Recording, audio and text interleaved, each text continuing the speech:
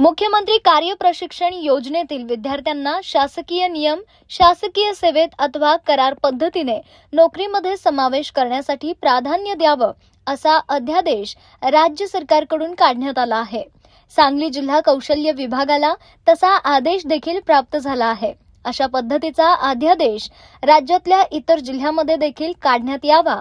त्याबरोबर नोकरी भरतीमध्ये 10% मुख्यमंत्री युवा कार्य प्रशिक्षण योजनेतल्या विद्यार्थ्यांना प्राधान्य द्यावं, 6 लाख रुपयेपर्यंत कर्ज देण्याच्या घोषणेची अंमलबजावणी करावी। त्या मागणीसाठी तुकाराम बाबा महाराजांच्या नेतृत्वाखाली मुख्यमंत्री युवा कार्य प्रशिक्षण योजनेतल्या विद्यार्थ्यांच्या शिष्टमंडळाने सांगली जिल्हाधिकारी 6 जिल्हा कौशल्य योजना विभागाच्या अधिकाऱ्यांची भेट घेऊन निवेदन देण्यात आले आहे। मागण्यांबाबत तातडीने दखल घ्यावी, अन्यथा यापूर्वी काळात तीव्र आंदोलन छेडण्यात येईल असा इशारा देखील यावेळी तुकाराम बाबा महाराज यांनी दिला आहे। मुख्यमंत्री युवा कार्य प्रशिक्षणाच्या माध्यमातून गेल्या वेळेस आम्ही मला वाटतं 25/6/2026 ला माननीय कलेक्टर साहेबांना ज्या आयुक्त मॅडम आहेत त्यांना देखील आम्ही पत्र दिलं होतं। त्या पत्रामध्ये आम्ही म्हटलं होतं की आमच्या मागण्या ज्या आहेत, हिवाळी अधिवेशनाच्या वेळी ज्या अनुषंगाने ज्या पद्धतीने मंगलप्रभात थोडा ज्या खात्याचे मंत्री आहेत त्यांनी ज्या पद्धतीची घोषणा केली होती, 10% आरक्षण असेल, 6 लाख रुपये बिनव्याजी असेल, अशा पद्धतीची भूमिका होती। त्यावरती आम्ही मागणी केली होती। तर आमच्या ह्या मागण्या मान्य नाही झाल्या तर आम्ही येणाऱ्या काळामध्ये अमर उपोषण आंदोलन करण्याचा इशारा, मोर्चा देखील करण्याचा इशारा दिला होता।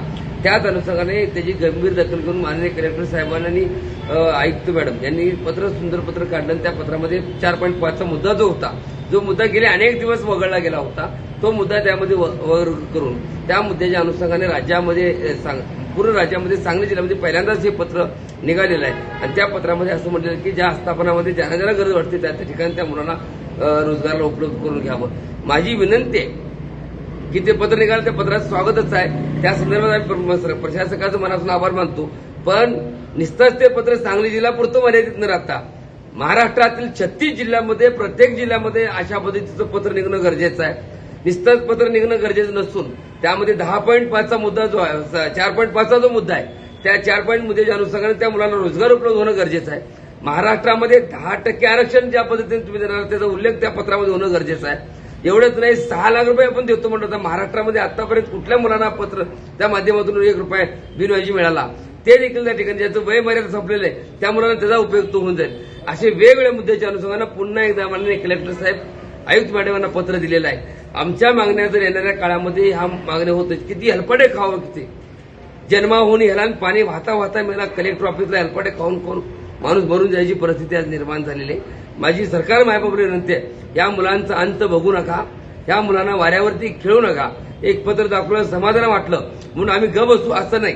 जवळपर्यंत हे मुलं ज्या ठिकाणी काम करतात त्या ठिकाणी यांना कायमचा रोजगार उपलब्ध होत नाही किंवा तिथं कॉन्ट्रॅक्ट बेसवरती असतील, आवश्यकतेप्रमाणे नाशिकला एवढ्या मोठ्या प्रमाणात कुंभमेळा आहे, त्या ठिकाणी मोठ्या प्रमाणात भरती चालू आहे, तिथं मुलं हजारभर मुलं काम केलेले आहेत, त्या मुलांचा अनुभव त्या ठिकाणी आहे। या मुलांना 6,000, 8,000, 10,000 आहे त्या पगारावरती काम करायला मुलं तयार आहेत, तरी देखील हे सरकार वाऱ्यावरती सोडते। जर या मुलांना रोजगार उपलब्ध होत नसेल तर येणाऱ्या काळामध्ये तुकाराम बाबा श्रीसंत बागडेबा मानवता संघटनेच्या वतीनं राज्यव्यापी नव्हे तर सांगलीतून मोठ्या प्रमाणात पायी दिंडी करून पुन्हा एकदा मोठ्या प्रमाणात आंदोलन छेडण्याचा इशारा देखील आम्ही या माध्यमातून